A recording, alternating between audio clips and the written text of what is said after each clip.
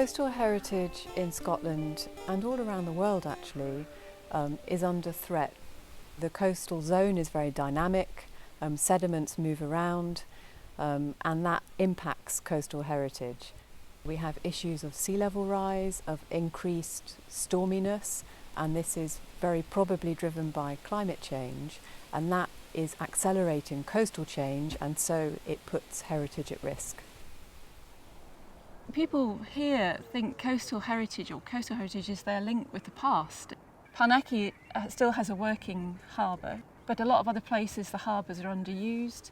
There's maybe old remnants of jetties, mooring posts, shipwrecks.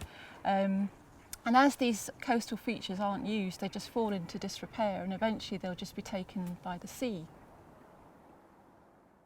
Nobody ever owns historical buildings. They're always in our care. Prime example is the Mull of Galloway Trust. We purchased the Mull of Galloway on the 4th of July with money given to us by the government. As a result of that, we have approximately 160 people who live in the area who have taken an interest in how the Mull of Galloway Trust is run and how we actually run the lighthouse. People can learn about their local environment and their local history through coastal heritage by doing research on it and investigating it, but not necessarily having to preserve it all.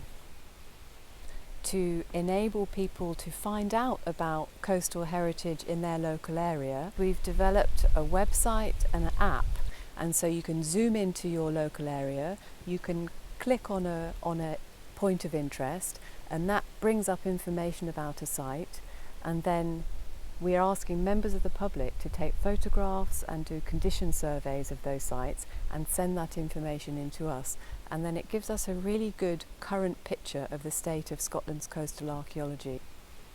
The other really important thing about developing this app and website is we're not only collecting information about the condition of the heritage, we're collecting people's opinions about the heritage so that we can start prioritising our scarce resources in terms of what local communities value.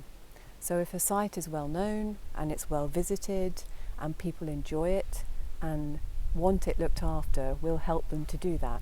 And this app and this website, it provides a mechanism for people to give us that information. It is imperative that you try and get a younger end involved, or 18 to 30s, and under 18s would be ideal. They're going to be the ones in 10, 15, 20 years' time who are going to run the trust, who are going to look after historic buildings on behalf of everybody.